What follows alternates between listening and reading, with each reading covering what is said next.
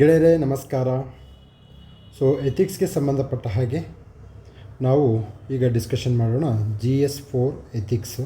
Okay, KS ಮೇನ್ಸ್ಗೆ help ಆಗ್ತಕ್ಕಂಥದ್ದು, ತದನಂತರದಲ್ಲಿ IAS ಮೇನ್ಸ್ಗೆ ಹೆಲ್ಪ್ ಆಗ್ತಕ್ಕಂಥದ್ದು. ನೋಡಿ, ಆನ್ಸರ್ಸನ್ನು ಪಾಠ ಯಾರಾದರೂ ಮಾಡ್ಬೋದು, ಆನ್ಸರ್ಸನ್ನು ಬರೆಯೋದು ತುಂಬ ಕಷ್ಟ. ಓಕೆ, ಈ ನಿಟ್ಟಿನಲ್ಲಿ ನನ್ನ ಹ್ಯಾಂಡ್ ರೈಟಿಂಗಲ್ಲಿ ನಾನೇ ಬರೆದಂತಹ ಪುಸ್ತಕ ಇದಾಗಿರುತ್ತೆ. ಮಾರುಕಟ್ಟೆಯಲ್ಲಿ ಲಭ್ಯವಿದೆ, ಶಾಂತಮಾರ್ಗ ವೆಬ್ಸೈಟಲ್ಲಿ ಇದು ಸಿಗುತ್ತೆ. ಓಕೆ, ನೋಡಿ, ನಾನು ಪ್ರಶ್ನೆಯನ್ನು ತೆಗೆದುಕೊಂಡು ನಂತರ ಉತ್ತರ ಬರೆಯುವ ವಿಧಾನವನ್ನು ಬರೆದಿದ್ದೇನೆ. ಓಕೆ, ಇಲ್ಲಿ ಕ್ವಶನ್ ಇದೆ, ಭಾರತೀಯ ಸಂದರ್ಭದಲ್ಲಿ ಸಹಿಷ್ಣುತೆ ಮತ್ತು ಅನುಕಂಪಗಳನ್ನು ವಿವರಿಸಿ. ಅಂದರೆ ಸಹಿಷ್ಣುತೆ ಪಾಯಿಂಟ್ ನಂಬರ್ 1, ಅನುಕಂಪ ಪಾಯಿಂಟ್ ನಂಬರ್ 2. ಸಾರ್ವಜನಿಕ ಆಡಳಿತದಲ್ಲಿ ನಿರ್ಣಯ ಕೈಗೊಳ್ಳುವಲ್ಲಿ, ಅಂದರೆ ಡಿಸಿಷನ್ ಮೇಕಿಂಗಲ್ಲಿ, ನಿರ್ಣಯ ಕೈಗೊಳ್ಳುವಿಕೆಯ ಪ್ರಕ್ರಿಯೆಯಲ್ಲಿ ಸಂಬಂಧಿತ ಪ್ರಾಧಿಕಾರವು ಸಹಿಷ್ಣುತೆ ಮತ್ತು ಸಹಾನುಭೂತಿಗಳನ್ನು ಪರಿಣಾಮಕಾರಿಯಾಗಿ ಹೇಗೆ ಬೆಳೆಸಿಕೊಳ್ಬೋದು ಅಂತ ಕೇಳಿದ್ದಾರೆ. ಅಂದರೆ ಇದು ಒಂದು ಸಬ್ ಕ್ವಶನ್ನು, ಇದು ಒಂದು ಸಬ್ ಕ್ವಶನ್ನು. ಒಂದು ಸಬ್ ಕ್ವಶನಲ್ಲಿ 2 ಪಾರ್ಟ್ ಇದ್ದಾವೆ, ಇನ್ನೊಂದು ಸಬ್ ಕ್ವಶನಲ್ಲಿ 2 ಪಾರ್ಟ್ ಇದ್ದಾವೆ. ಹೀಗೆ ನೀವು ಡಿವೈಡ್ ಮಾಡಿಕೊಂಡ್ರೆ ಎಕ್ಸಾಮ್ಸನ್ನು, ನೀವು ಮೇನ್ಸನ್ನು 100% ಕ್ಲಿಯರ್ ಮಾಡ್ಬೋದು. ಓಕೆ, ಭಾಳಷ್ಟು ಬಾರಿ ನೋಟ್ ಡೌನ್ ಮಾಡ್ಕೊಳ್ಳಿ ಇಂಪಾರ್ಟೆಂಟ್ ಪಾಯಿಂಟ್ಸು. ಓಕೆ, ಬಹುತೇಕ ಜನರು ಮೇನ್ಸ್ ಬರ್ತಕ್ಕಂತಹ ಸಂದರ್ಭದಲ್ಲಿ ನೇರವಾಗಿ ಹಾವಿನ ತಲೆಗೆ ಹೊಡೆಯಲ್ಲ, ಹುತ್ತಕ್ಕೆ ಹೊಡಿತಾರೆ. ಹುತ್ತಕ್ಕೆ ಹೊಡೆದ್ರೆ ಹಾವು ಸಾಯಲ್ಲ. ನೀವು ನೇರ, ದಿಟ್ಟ, ನಿರಂತರವಾಗಿ ಉತ್ತರ ಬರೆದ್ರೆ ಎಕ್ಸಾಮ್ಸ್ ಕ್ಲಿಯರ್ ಆಗುತ್ತಪ್ಪ ರಜಾ. ಇಲ್ಲ ಅಂತಂದರೆ ನೀನೇನು ಮಾಡ್ಕೊಂಡಿರ್ತೀಯ, ಹಿಂಗೆ ಉದ್ದಕ್ಕೆ ಬರ್ಕೊತ ಹೋಗ್ತೀಯ. ಯಾರು ನೇರವಾಗಿ ಬರೆಯುವುದಿಲ್ಲವೋ ಅವ್ರಿಗೆ ಇಂಟ್ರ್ಯೂಗೆ ಸೆಲೆಕ್ಷನ್ ಆಗ್ಬೋದು. ಫೈನಲ್ ಲಿಸ್ಟಲ್ಲಿ 2-3 ಮಾರ್ಕ್ಸಿಂದ ಮಿಸ್ ಆದೆ, 10 ಮಾರ್ಕ್ಸಿಂದ ಮಿಸ್ ಆದೆ ಅಂತಾರಲ್ಲ, ಯಾರಪ್ಪ ಅವರು ಅಂತಂದರೆ ಇವರೇ, ನೇರವಾಗಿ ಬರೆಯೋದಂತಹ ಧೀರರು, ವೀರರು, ಶೂರರು. ಓಕೆ, ಆ ಥರ ಮಾಡಬಾರ್ದು ಸರ್. ಡೈರೆಕ್ಟಾಗಿ ಬರೀಬೇಕಂದ್ರೆ ಏನು ಮಾಡಬೇಕು? ಪ್ರಾಕ್ಟೀಸ್ ಮಾಡಬೇಕಪ್ಪ. ಪ್ರಾಕ್ಟೀಸ್ ಮಾಡಿಲ್ಲ ಅಂತಂದರೆ ವರ್ಕ್ ಆಗಲ್ಲ. ಪ್ರಾಕ್ಟೀಸ್ ಮಾಡಿದ ಮೇಲೆ ಸೀನಿಯರ್ಸ್, ಗೈಡ್, ಟೀಚರ್ ಬೇಡ. Seniors, your guide is enough. ಯಾಕೆ ಟೀಚರ್ ಬೇಡ sir? Already your age it self is A teacher. ನೀವು ಸಹ ಟೀಚರ್ಗೆ ಏಜಿಗೆ ಬಂದಂಥವ್ರು, ದಯವಿಟ್ಟು ಅದು ಮಾಡಬೇಡಿ. ಸಹಿಷ್ಣುತೆ ಮತ್ತು ಅನುಕಂಪಗಳನ್ನು ವಿವರಿಸಬೇಕು. ಉತ್ತರ ಬರೆಯುವ ವಿಧಾನ ನೋಡಿ, ಮೋಸ್ಟ್ ಇಂಪಾರ್ಟೆಂಟ್. ಉತ್ತರ ಬರೆಯುವ ವಿಧಾನ ಎಂದಿನಂತೆ ಸೂಕ್ತ ಉದಾಹರಣೆಗಳೊಂದಿಗೆ ಬರೀಬೇಕು. All my YouTube students Ekalavya ಇದ್ದರೆ ಓಕೆ, ಅರ್ಥ ಮಾಡ್ಕೊಳ್ಳಿ. Ethics and essay, any answer. Okay, keep it in your mind. Okay, without examples you are not going to clear the exams. Examples will make more sense to your answer writing. ನಿರ್ಧಾರ ಕೈಗೊಳ್ಳುವಿಕೆಯಲ್ಲಿ ಇವುಗಳ ಪಾತ್ರವನ್ನು ವಿವರಿಸಬೇಕು. ನೋಡಿ, 1, 2 ನಾನಂದರೆ 2ನೇ ಭಾಗ ಬಂದೆ. ಈ ಸಂದರ್ಭದಲ್ಲಿ ಕಂಡುಬರುವ ಸವಾಲುಗಳನ್ನು ತಿಳಿಸಿ. ಇದು ಊಟಕ್ಕೆ ಉಪ್ಪಿನಕಾಯಿ ಸ್ವಾಮಿ, ಊಟಕ್ಕೆ ಉಪ್ಪಿನಕಾಯಿ. ಆದರೆ ಉಪ್ಪಿನಕಾಯಿನೇ ಊಟ ಆಗಬಾರ್ದು. ಅರ್ಥ ಆಯ್ತಲ್ವಾ? ಎಸ್. ಈಗ ಉತ್ತರ ಸಹಿಷ್ಣುತೆ. ನೇರ ಬಂದ್ಬಿಡೋ ನೀನು. ಅದು ಇದು ಸಾರ್ವಜನಿಕ ಆಡಳಿತದಲ್ಲಿ ಸಹಿಷ್ಣುತೆ ಮತ್ತು ಅನುಕಂಪಗಳು ಮುಖ್ಯ. ಯಾಕೆ ಹೇಳ್ತೀಯ? Why you are telling? You tell me why you are telling. Not required. Okay, ಮತ್ತೊಬ್ಬರ ಆಚಾರ ವಿಚಾರಗಳನ್ನು ಮತ್ತು ಅಸ್ಮಿತೆಗಳನ್ನು ಗೌರವಿಸುವ ಮನೋಭಾವ ಇದಾಗಿದೆ. ಉದಾಹರಣೆ, ಅಲ್ಪಸಂಖ್ಯಾತರ ಆಚರಣೆಗಳನ್ನು ಬಹುಸಂಖ್ಯಾತರು ಗೌರವಿಸುವುದು. ಅರ್ಥ ಆಯ್ತಲ್ವ? ಅದು ಸಹಿಷ್ಣುತೆ. ನೀನು ಅವರ ಆಚರಣೆಯಲ್ಲಿ ನಂಬಿಕೆ ಇಟ್ಟಿಲ್ಲ, ಅವರ ಆಚರಣೆ ನೀನು ಆಚರಿಸುವುದೂ ಇಲ್ಲ, ಆದರೂ ಸಹ ನೀನು ಅವರ ಆಚರಣೆ ಬಗ್ಗೆ ನಿನಗೆ ಸಾಕಷ್ಟುವಾದ ಗೌರವ ಇರತಕ್ಕಂಥದ್ದನ್ನು ನೋಡ್ಬೋದು. ಸಹಿಷ್ಣುತೆ ಸರ್, ಇದು ನೋಡುವುದಕ್ಕೆ ಸರಳ, ಆದರೆ ಬರೆಯುವುದಕ್ಕೆ ಕಷ್ಟ ಸರ್. ಎಥಿಕ್ಸ್ ಅಂತಂದರೆ GS4 ಎಥಿಕ್ಸನ್ನು 10 to 15 ಅವರ್ಸಲ್ಲಿ ಮುಗಿಸಿದರೆ then you are preparing for the KS mains. ನೀನೇನೋ 30 ಅವರ್ಸು 40 ಅವರ್ಸು 50 ಅವರ್ಸ್ ಆದರೆ ಎಸ್ 50 ಅವರ್ಸ್ ಪಾಠ ನೀನಾದರೂ ಕೇಳಿದರೆ ನೀನು ಎಥಿಕ್ಸ್ ಟೀಚರ್ ಆಗ್ಬೋದು, ಆದರೆ KS ಆಫೀಸರ್ ಆಗಲು ಸಾಧ್ಯವಿಲ್ಲ. ಓಕೆ ಯಾ ಈಗ ನೆಕ್ಸ್ಟ್ ಹೋಗೋಣ. ಅನುಕಂಪ. Direct questions. ಅನುಕಂಪ. ಓಕೆ, ಇಲ್ಲೇನಿದೆ? ಓಕೆ, ಅನುಕಂಪ ಡೈರೆಕ್ಟ್ ಹಿಟ್. ಓಕೆ, ಡೈರೆಕ್ಟ್ ಒಬ್ಬರ ಸಂಕಷ್ಟವನ್ನು ಅವರ ಪರಿಸ್ಥಿತಿಯಲ್ಲಿ ನಿಂತು ಅರಿತುಕೊಂಡು ಅವರಿಗೆ ಸಹಾಯ ಮಾಡುವುದು ಅನುಕಂಪವಾಗುತ್ತದೆ. ಬಚ್ಪನ್ ಬಚಾವೋ ಆಂದೋಲನ, ಮಕ್ಕಳ ಸಂಕಷ್ಟವನ್ನು ಅರ್ಥ ಮಾಡಿಕೊಂಡು ಅವರೇನು ಮಾಡ್ತಾರೆ, ಸಹಾಯವನ್ನು ಮಾಡ್ತಾರೆ. ಬಚ್ಪನ್ ಬಚಾವೋ ಆಂದೋಲನದಲ್ಲಿ ಈ ಒಂದು ಅನಾಥ ಮಕ್ಕಳ ಒಂದು ಸಂಕಷ್ಟವನ್ನು, ಬಾಲಕಾರ್ಮಿಕರ ಸಂಕಷ್ಟವನ್ನು ಅರ್ಥ ಮಾಡ್ಕೊಳ್ತಾರೆ. ಸರ್ ಕರೆಕ್ಟಾಗಿ ನೀವೇನು ಮಾಡಬೇಕು, ಇಂತಹ ಲೈವ್ ಎಕ್ಸಾಂಪಲ್ಸನ್ನು ಕೊಡಬೇಕು. ನೀವು ಯಾವುದೋ ಬರೀ ಗಾಂಧೀಜಿ, ನೆಹರು ಇವ್ರದೇ ಎಕ್ಸಾಂಪಲ್ ಕೊಟ್ಕೊಂತ ಹೋದರೆ ಓದೋನಿಗೆ ಬೇಜಾರು ಬರುತ್ತೆ, ಇವ್ಯಾಲ್ಯುಯೇಟ್ ಮಾಡೋರಿಗೆ ಫ್ರಸ್ಟ್ರೇಷನ್ ಆಗುತ್ತೆ. ಇದು ಕಣ್ಣೀರಲ್ಲ, ರಕ್ತ ಕಣ್ಣೀರಾಗ್ಬಿಡುತ್ತೆ. ಅದಕ್ಕೆ ಆ ಬುಕ್ಕು ಮಾದರಿಯಿಂದ ಹೊರಗಡೆ ಬನ್ನಿ. ಸರ್ ಈ ಪುಸ್ತಕ ಓದಿದರೆ ಎಕ್ಸಾಮ್ಸ್ ಕ್ಲಿಯರ್ ಆಗುತ್ತೆ ಅಂತ ಅನ್ನೋದು ಇಲ್ಲ. ಓಕೆ, ಸಾರ್ವಜನಿಕ ಆಡಳಿತದಲ್ಲಿ ಪಾತ್ರ. ಸಾರ್ವಜನಿಕ ಆಡಳಿತದ ಮುಖ್ಯ ಧ್ಯೇಯ ಸಾರ್ವಜನಿಕರ ಕಲ್ಯಾಣ, ದಕ್ಷತೆ ಮತ್ತು ಕ್ಷಮತೆಯನ್ನು ನೀಡುವುದಾಗಿದೆ. ಸಾಮಾಜಿಕ ಸಾಮರಸ್ಯವನ್ನು ಕಾಪಾಡುತ್ತೆ. ಓಕೆ, ಸೊ ನೆಕ್ಸ್ಟ್ ಉತ್ತಮ ನಿರ್ಧಾರ ಕೈಗೊಳ್ಳುವುದು. ಉತ್ತಮ ಆಡಳಿತ. ನಿರ್ಧಾರ ಕೈಗೊಳ್ಳುವಿಕೆಯಲ್ಲಿ ಪಾತ್ರ. To the point. ಸುಪ್ರೀಂ ಕೋರ್ಟ್ನ ತೀರ್ಪುಗಳು. ಓಕೆ, ಲೈಂಗಿಕ ಅಲ್ಪಸಂಖ್ಯಾತರನ್ನು 3ನೇ ಲಿಂಗ ಎಂದು ಅಧಿಕೃತ ಸ್ಥಾನಮಾನವನ್ನು ನೀಡಲಾಗಿದೆ. ಸರ್ ಬರ್ಕೊಳ್ಳಿ, ಹೈ ಯೀಲ್ಡಿಂಗ್ ಟಾಪಿಕ್ಸು. ಸುಪ್ರೀಂ ಕೋರ್ಟ್ನ ತೀರ್ಪುಗಳನ್ನು ನೀವು ಓದಬೇಕು. ಉದಾಹರಣೆ, ನವಜೋತ್ ಸಿಂಗ್ ಜೋಹರ್ ಪ್ರಕರಣದಲ್ಲಿ homosexuality is not considered as a criminal offence. So ಲೈಂಗಿಕ ಅಲ್ಪಸಂಖ್ಯಾತರಿಗೆ ಇದು ಯಾವ ಸುಪ್ರೀಂ ಕೋರ್ಟ್ ಜಡ್ಜ್ಮೆಂಟ್ ಅನ್ನೋದನ್ನು ಕಾಮೆಂಟ್ ಸೆಕ್ಷನಲ್ಲಿ ಕಾಮೆಂಟ್ ಮಾಡಿ. ಯಂಗ್ ಲಾಯರ್ಸ್ ಪ್ರಕರಣ. ಈ ಪ್ರಕರಣದಲ್ಲಿ ಶಬರಿಮಲೆಗೆ ಹೋಗಲು, ಅಂದರೆ ದೇವಾಲಯದ ಒಳಗಡೆ ಹೋಗಲು ಮಹಿಳೆಯರಿಗೆ ಅವಕಾಶವನ್ನು ಮಾಡಿಕೊಡಲಾಯಿತು. ಹೋರಾಟಗಳು. ರೈತರು, ವಿದ್ಯಾರ್ಥಿಗಳು ಮತ್ತು ಕಾರ್ಮಿಕರು ನಿರಂತರವಾಗಿ ಹೋರಾಟ ಮಾಡುವುದನ್ನು ಇಲ್ಲಿ ನೋಡಬಹುದು. ಕರುಣೆ ಮತ್ತು ಅನುಕಂಪದ ಪಾತ್ರ. ಕೋವಿಡ್ ಸಂದರ್ಭದಲ್ಲಿ ಹೇಗೆ ಬರುತ್ತೆ? ಓಕೆ, ಕೋವಿಡ್ ಲಸಿಕೆಗಳನ್ನು ಉಚಿತವಾಗಿ ನೋಡುವುದು. ಅನುಕಂಪ. ಅವ್ರ ನೀನು ದುಡ್ಡು ಎಕ್ಸ್ಪೆಕ್ಟ್ ಮಾಡಬಾರ್ದು. ಓಕೆ, ಸೊ ಪ್ರಧಾನಮಂತ್ರಿ ಗರೀಬ್ ಕಲ್ಯಾಣ ಯೋಜನೆ ಮೂಲಕ ಬಡವರಿಗೆ ಉಚಿತ ಅಕ್ಕಿ. ನೋಡಿ, ಆ ಸಂದರ್ಭದಲ್ಲಿ ಬದುಕುವುದೇ ಕಷ್ಟ ಇರಬೇಕಾದ್ರೆ ಅವ್ರಿಗೆ ದುಡ್ಡು ಇಸ್ಕೊಂಡು ಅಕ್ಕಿ ಕೊಡಬಾರ್ದು ಅಂತೇಳಿ ಮಾಡ್ತಾರೆ. ಅನಕ್ಷರಸ್ಥ ಸಮುದಾಯವರಿಗೆ ಹಿತರಕ್ಷಣೆ. ಆರೋಗ್ಯ, ಉದ್ಯೋಗ. ಸೊ ಇವು ನೊಂದವರ ನೋಯದವರ ತಬಲ್ಲರೆನ್ನುವಾಗೆ. ಅರಣ್ಯ ಹಕ್ಕುಗಳು 2006. ಕಾಡುವಾಸಿಗಳು ಮತ್ತು ಬುಡಕಟ್ಟು ಸಮುದಾಯಗಳ ಭೂಮಿ ಹಕ್ಕನ್ನು ಮರುಸ್ಥಾಪಿಸುವುದು ಮತ್ತು ಕಿರು ಅರಣ್ಯ ಉತ್ಪನ್ನಗಳನ್ನು ಸಂಗ್ರಹಿಸಲು ಹಕ್ಕು ನೀಡುವುದು.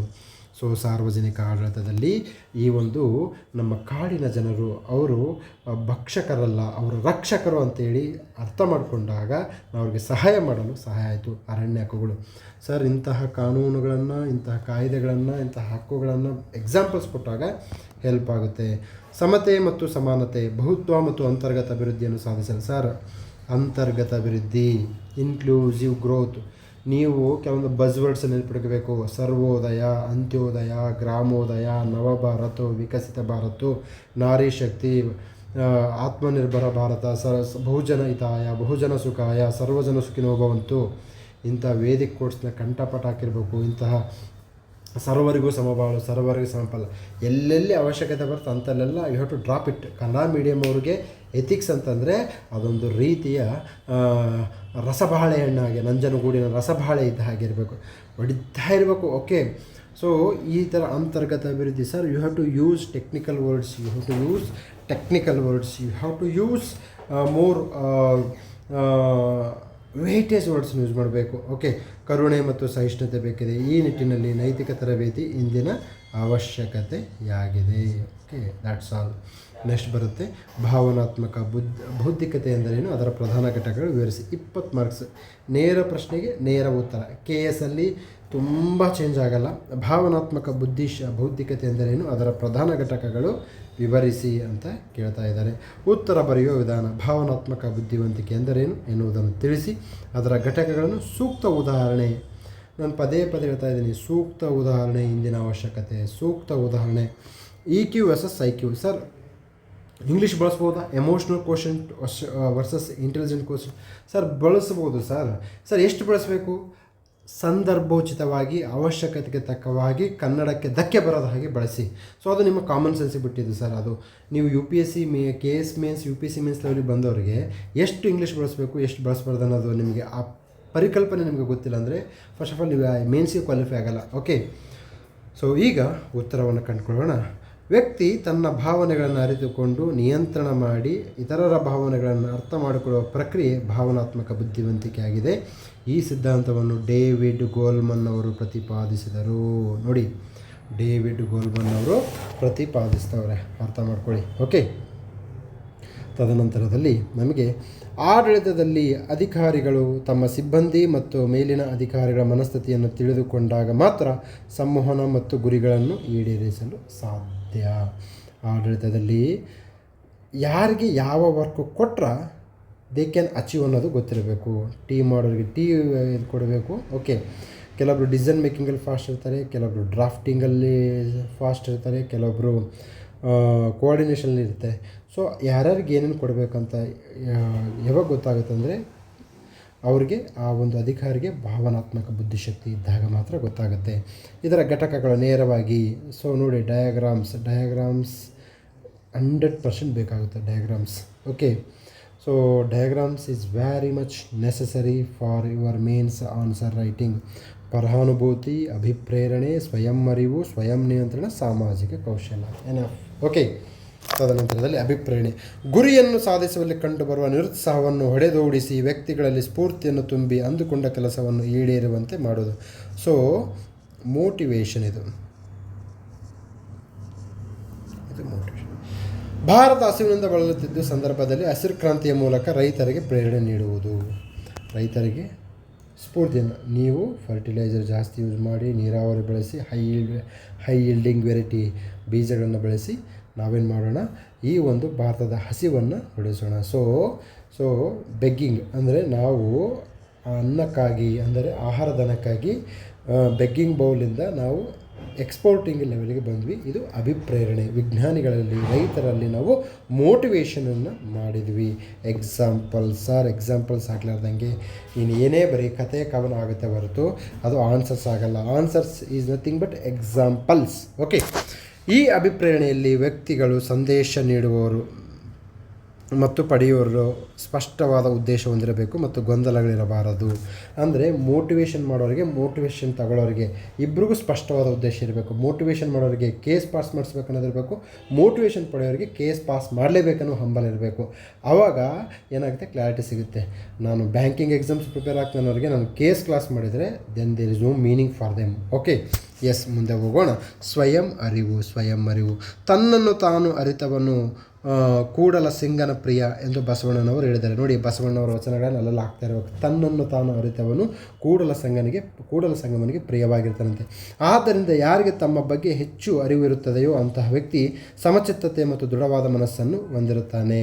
ಓಕೆ, ಸೊ ತನ್ನ ವೀಕ್ನೆಸ್ಸನ್ನು ಗೊತ್ತಿರಬೇಕು. ಓಕೆ, ಅದಕ್ಕೆ ಏನು ಹೇಳ್ತಾರೆ ಬಸವಣ್ಣವರು, ನೆರೆಮನೆಯ ದುಃಖಕ್ಕೆ ನೀನು ಏನು ಮಾಡಬೇಡ, ತಲೆ ಕೆಡಿಸ್ಕೋಬೇಡ. ನಿನ್ನ ದುಃಖ ಏನಿದೆ, ನಿನ್ನ ಸಂತೋಷ ಏನಿದೆ, ನಿನ್ನ ಗುರಿ ಏನಿದೆ ಅನ್ನೋದ್ರ ಬಗ್ಗೆ ತಿಳ್ಕೊಪ್ಪ ರಜಾ ಅಂತ ಹೇಳಿದ್ದಾರೆ. ಬಾಹ್ಯಾಕಾಶದ ವಿಷಯದಲ್ಲಿ ಆಸಕ್ತಿ ಹೊಂದಿರುವಂಥ ಅಬ್ದುಲ್ ಕಲಾಂ ಅವರು ತಮ್ಮ ಆಸಕ್ತಿ ಕ್ಷೇತ್ರ ಬಾಹ್ಯಾಕಾಶ ಎಂಬುದು ಸ್ವಯಂ ಅರಿವು ಹೊಂದಿದ ಕಾರಣ ಆ ಕ್ಷೇತ್ರದಲ್ಲಿ ಅಪಾರವಾದ ಯಶಸ್ಸನ್ನು ಪಡೆದುಕೊಂಡರು.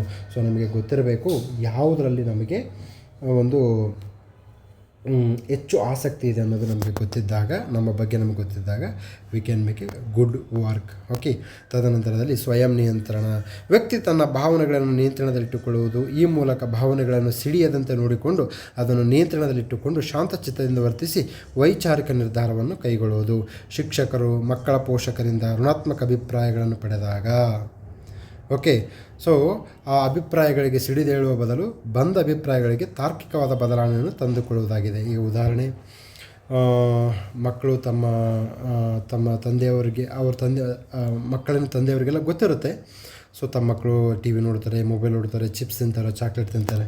ಸೊ ಅದಕ್ಕೆ ಅವ್ರನ್ನ ಏನು ಮಾಡಬೇಕು, ಅದನ್ನು ಸಿಟ್ಟಿಗೆ ಬರಲಾರ್ದಂಗೆ ಆ ಮನಸ್ಸನ್ನು ಪರಿವರ್ತನೆ ಮಾಡಬೇಕು. ಸೊ ಸ್ವಯಂ ನಿಯಂತ್ರಣ ಇರದಿದ್ದರೆ ಸಹೋದ್ಯೋಗಿಗಳ ಜೊತೆಗೆ ಸಂಘರ್ಷ, ಸಿಟ್ಟಿಗೆ ಬರೋದು. ಓಕೆ, ಅತ್ಯುತ್ತಮ ಕೆಲಸದ ವಾತಾವರಣ ಸೃಷ್ಟಿಯಾಗುವುದಿಲ್ಲ. ಇವರು ಪೂರ್ವ ಅಂದರೆ ಅವ್ರು ಪಶ್ಚಿಮ ಅಂತಿರ್ತಾರೆ.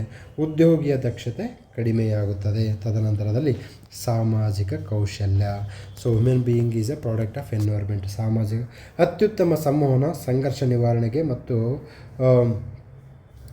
ನಿವಾರಣೆ ಮತ್ತು ಪ್ರಭಾವ ಬೀರುವುದು ಸಾಮಾಜಿಕ ಕೌಶಲ್ಯವಾಗಿದೆ. ಈ ಮೂಲಕ ಸಮುದಾಯದ ಮೇಲೆ ನಿರಂತರವಾಗಿ ಪ್ರಭಾವ ಬೀರುವುದಾಗಿದೆ. ಕೋಮುಗಲಭೆಯ ಸಂದರ್ಭದಲ್ಲಿ ಗಾಂಧೀಜಿಯವರು ಉಪವಾಸದ ಮೂಲಕ 2 ಸಮುದಾಯಗಳ ನಡುವಿನ ಸಂಘರ್ಷವನ್ನು ಕಡಿಮೆ ಮಾಡ್ತಿದ್ದರು. ಇದು ನಮ್ಮ ಬಾಸ್ ನೋಡಿ. ನಿಮ್ಗೆ ಇಲ್ಲಿ ಅರ್ಥ ಆಗಿಲ್ಲ ಅಂದರೂ ಇಲ್ಲಿ ಅರ್ಥ ಆಗಿಬಿಡುತ್ತೆ, ಅರ್ಥ ಮಾಡ್ಕೊಳ್ಳಿ. ಸೊ ಅದಕ್ಕೆ ಹೇಳ್ತೀನಿ, ಸಾಮಾಜಿಕ ಕೌಶಲ್ಯ. ಕೋಮುಗಲಭೆ ಆದಂಥ ಸಂದರ್ಭದಲ್ಲಿ ಇವರು ಅವ್ರನ್ನ ಜೈಲಿಗೆ ಕಳಿಸಿ ಅದೇ ಉಪವಾಸ ಕುದಿರ್ತೀನಿ. ನೀವು ಶಾಂತಿ ಮತ್ತು ಅಹಿಂಸೆಯನ್ನು ಕಾಪಾಡಲಂದರೆ ನಾನು ಉಪವಾಸ ಸ್ಟಾಪ್ ಮಾಡಲ್ಲ. ಇದು ಸಾಮಾಜಿಕ ಕೌಶಲ್ಯ. ತದನಂತರದಲ್ಲಿ ಪರಾನುಭೂತಿ. ಒಬ್ಬರ ಸಂಕಷ್ಟವನ್ನು ಅವರ ಪರಿಸ್ಥಿತಿಯಲ್ಲಿಂತ ಅರ್ಥ ಮಾಡಿಕೊಳ್ಳುವ ಪ್ರಕ್ರಿಯೆ ಇದಾಗಿದೆ. ಈ ಸಂದರ್ಭದಲ್ಲಿ ಸಮಸ್ಯೆಯನ್ನು ಆಳವಾಗಿ ಅರ್ಥ ಮಾಡಿಕೊಂಡಿರಲಾಗಿರುತ್ತದೆ. ನಾವು ಅದೇ ಎಥಿಕ್ಸಲ್ಲಿ ಪರಾನುಭೂತಿ, ಸಹಾನುಭೂತಿ, ಕರುಣೆ, ಅನುಕಂಪ, ದಯೆ. ಸೊ ದಯವೇ ಧರ್ಮದ ಮೂಲವಯ್ಯ ಇವೆಲ್ಲ ಹಾಕಬೇಕು. ಪರಾನುಭೂತಿ ಅದನ್ನ ಹಾಕಿ, ಏನು ತೊಂದರೆ ಇಲ್ಲ. ಅಹಿಂಸೋ ಪರಮಧರ್ಮ ಹಾಕಿ, ಪರಾನುಭೂತಿ ಅದು. ವಿಕೋಪ ನಿರ್ವಹಣೆಯ ಸಂದರ್ಭದಲ್ಲಿ ಸಂತ್ರಸ್ತರ ಸಮಸ್ಯೆಗಳನ್ನು ನಿಧಾನವಾಗಿ ಕೇಳಿ ಅವರ ಸಹಾಯಕ್ಕೆ ನಾವಿದ್ದೇವೆ ಎಂದು ವಿಕೋಪ ನಿರ್ವಹಣಾ ತಂಡ ಭರವಸೆ ನೀಡುವುದಾಗಿದೆ. ಸೊ ಪರಾನುಭೂತಿ ನೋಡಿ, ಅವರಿಗೆ ಸಾಕಷ್ಟು ಅನ್ನ ಇರಲ್ಲ, ಆಹಾರ ಇರಲ್ಲ, ಕುಡಿಯೋ ನೀರಿರಲ್ಲ. ಅವರ ಸಂಕಷ್ಟವನ್ನು ಅರ್ಥ ಮಾಡಿಕೊಂಡು ಅವ್ರನ್ನ ಸಮಾಧಾನಪಡಿಸಬೇಕು. ಇದನ್ನು ಮನವೊಲಿಸುವಿಕೆ, ಪರ್ಸುವೇಷನ್ ಅಂತ, ಅದು ಸಹ ಎಥಿಕ್ಸಲ್ಲಿ ಬರುತ್ತೆ. ಅದು ಸಹ HOT ಟಾಪಿಕ್ ಆಗಿರುತ್ತದೆ. So EQ versus IQ, emotional quotient and intelligence quotient. ಆಡಳಿತಕ್ಕೆ ಈ ಮೇಲಿನ 2 ಘಟಕಗಳಲ್ಲಿ ಯಾವುದು ಮುಖ್ಯ ಎಂದು ಕೇಳಿದಾಗ ಎರಡೂ ಮುಖ್ಯ ಎಂದು ಹೇಳಬಹುದು. IQ ಎನ್ನುವುದು ಬುದ್ಧಿವಂತಿಕೆಯಾಗಿದೆ, EQ ಎನ್ನುವುದು ಹೃದಯಕ್ಕೆ ಸಂಬಂಧಪಟ್ಟಿದೆ. ಆದ್ದರಿಂದ ಆಡಳಿತ ಎನ್ನುವುದು ಬುದ್ಧಿ ಮತ್ತು ಭಾವಗಳ ಸಂಗಮವಾಗಿದೆ. ಆಡಳಿತದಲ್ಲಿ ಬರೀ ಭಾವನೆಗಳಿರಂಗಿಲ್ಲ, ಬರೀ ಬುದ್ಧಿ ಇರೋಂಗಿಲ್ಲ. ಇವೆರಡೂ ನಮಗೆ ಬೇಕಾಗುತ್ತೆ. ಮಹಿಳೆಯರ, ಬಾಲಕರ, ವೃದ್ಧರ ಮತ್ತು ದಲಿತ ದಮನಿತರ ಸಂಘರ್ಷಗಳನ್ನು ಪರಿಹಾರ ಮಾಡಲು ಭಾವನಾತ್ಮಕ ಬುದ್ಧಿವಂತಿಕೆ ಅತ್ಯಂತ ಅವಶ್ಯಕವಾದ ಸಂಗತಿಯಾಗಿದೆ. ನೋಡಿ, ಎಲ್ಲದನ್ನು ನೀನು ರೂಲ್ಸಲ್ಲಿ ಮಾಡೋಕ್ಕಾಗಲ್ಲ. ಈಗ ಉದಾಹರಣೆ ನೋಡಿ, ಅಂಡರ್ ಆರ್ಟಿಕಲ್ 142 ಸುಪ್ರೀಂ ಕೋರ್ಟಲ್ಲಿ ಏನಾಗುತ್ತೆ, ಪೋಕ್ಸೋ ಕೇಸನ್ನು ರದ್ದು ಮಾಡ್ತಾರೆ ಆರೋಪಿಗಳು. ಏನಕ್ಕೆ ಅಂತಂದರೆ, ಸೊ ಅದು ಒಂದು ಏನಾಗಿದೆಪ್ಪ ಅಂತಂದರೆ, ಆ ಒಂದು ಆ ಪ್ರೇಮವನ್ನು ನಾವೇನು ಮಾಡಿದ್ವಿ, ಪೋಕ್ಸೋ ಆ್ಯಕ್ಸಲ್ಲಿ ನೋಡಬೇಡಿ, ಅದನ್ನು ಅನುರಾಗದ ಆ್ಯಂಗಲಲ್ಲಿ ನೋಡಿ ಅಂತೇಳಿ supreme court article 142 extraordinary step ತೊಗೊಂಡು ಜಸ್ಟಿಸನ್ನು ಕೊಡಬೇಕು ದೃಷ್ಟಿಯಿಂದ ಏನು ಮಾಡುತ್ತೆ, ಪೋಕ್ಸೋ ಕೇಸಲ್ಲಿ ಪ್ರಕರಣದ ಆರೋಪಿಯನ್ನು ಖುಲಾಸೆಗೊಳಿಸಿ ಆ ಒಂದು ಸಂತ್ರಸ್ತೆ ಮತ್ತು ಆ ಒಂದು ಆರೋಪಿ ನಡುವೆ ಅದು ಅವರ ಸಂಬಂಧ. ಅತ್ತೆ ಮಗಳನ್ನು ಅವರು ಲವ್ ಮಾಡಿರ್ತಾರೆ. ಸೊ ಇದು ಮೊನ್ನೆ ಹೋದ ತಿಂಗಳು HOT ಕರೆಂಟ್ ಅಫೇರ್ಸಲ್ಲಿ ನಾನು ಹೇಳಿದ್ದೀನಿ. So you have to use such type of organic examples. POCSO case ಎಲ್ಲದನ್ನು ಏನಂತ ನೋಡುತ್ತೆ, ಅದು ರೇಪ್ ಅಂತ ನೋಡುತ್ತೆ. ಬಟ್ ಪೋಕ್ಸೋ ಕೇಸಿಗೆ ಅನುರಾಗ ಯಾವುದು, ರೇಪ್ ಯಾವುದು, ಡಿಫ್ರೆನ್ಸ್ ಮಾಡ್ಸೋಕ್ಕೆ ಗೊತ್ತಾಗಲ್ಲ. ಸೊ ಇದು ಸುಪ್ರೀಂ ಕೋರ್ಟ್ನ ಜಡ್ಜಿಗೆ ಗೊತ್ತಾಗುತ್ತೆ. ಸೊ ಪೋಕ್ಸೋ ಕೇಸನ್ನು ಆರೋಪಿಯನ್ನು ಆರೋಪದಿಂದ ಖುಲಾಸೆಗೊಳಿಸಿ ಅವರು ತುಂಬ ಸಂತೃಪ್ತಿಯಿಂದ ಜೀವನ ಮಾಡುವಲ್ಲಿ ಅವಕಾಶ ಮಾಡಿಕೊಡ್ತಾರೆ. ಇಲ್ಲಿ ಬೇಕಿರೋದೇನಪ್ಪ ಅಂತಂದರೆ EQ plus IQ, emotional quotient ಬೇಕು. ಮತ್ತು ಆ ಒಂದು ನಿರ್ಧಾರವನ್ನು ಕರೆಕ್ಟಾಗಿ ಕೈಗೊಳ್ಳಬೇಕಾಗುತ್ತೆ. ಭಾವನಾತ್ಮಕ ಬುದ್ಧಿವಂತಿಕೆ ಅಗತ್ಯತೆ. ಉತ್ತಮ ನಿರ್ಧಾರವನ್ನು ಕೈಗೊಳ್ಳಬಹುದು. ಸಂವಹನ ಕೌಶಲ್ಯ, ಒತ್ತಡ ಮತ್ತು ಸಂಘರ್ಷ ನಿವಾರಣೆ, ವೈಯಕ್ತಿಕ ಮತ್ತು ವೃತ್ತಿಯ ಒತ್ತಡಗಳನ್ನು ಕಡಿಮೆ ಮಾಡುತ್ತದೆ. ಸೊ ನನಗೆ ವೈಯಕ್ತಿಕ ಒತ್ತಡಗಳನ್ನು ಹೇಗೆ ಕಡಿಮೆ ಮಾಡ್ಕೋಬೇಕು, ಪ್ರೊಫೆಷ್ನಲ್ ಪ್ರೆಷರ್ ಹೇಗೆ ಕಡಿಮೆ ಮಾಡ್ಕೋಬೇಕಂದ್ರೆ ಈ should have emotional quotient. So ಸಂಘಟನೆಯಲ್ಲಿ ಅತ್ಯುತ್ತಮ ಸಂಬಂಧಗಳನ್ನು ನಿರ್ವಹಣೆ ಮತ್ತು ಸ್ಥಾಪಿಸಲು ಭಾವನಾತ್ಮಕ ಬುದ್ಧಿವಂತಿಕೆ ಅತ್ಯಗತ್ಯವಾಗಿರುತ್ತೆ. ಸೊ ಇದು ಎಥಿಕ್ಸ್ ಆನ್ಸರ್ಸನ್ನು ಬರೆಯುವಂಥ ಕ್ರಮ. ಇದು ಅವರೇಜ್ ಆನ್ಸರು ಅಥವಾ ಮೋರ್ ದೆನ್ ಅವರೇಜ್, ಬಟ್ ಇನ್ನೂ ಬೆಸ್ಟ್ ಆನ್ಸರ್ಸ್ ತೆಗಿಬೋದು. ಸೊ ಇದಕ್ಕಿಂತ ಬೆಸ್ಟ್ ಆನ್ಸರ್ಸ್ ಏನಾದರೂ ಬರೆದಿದ್ದರೆ ಸೊ ನಮ್ಮ ಆಫೀಸ್ ನಂಬರ್ಗೆ ಕಾಂಟ್ಯಾಕ್ಟ್ ಮಾಡಿ 9620131843. ಮೆಸೇಜ್ ಮಾಡಿ, ಕಾಲ್ ಮಾಡಬೇಡಿ ಸ್ವಾಮಿ. ಮೆಸೇಜ್ ಮಾಡಿ, ಏನಕ್ಕೆ ಅಂದರೆ ತುಂಬ ಕಾಲ್ಸ್ ಇರ್ತವೆ. So thank you, bye bye.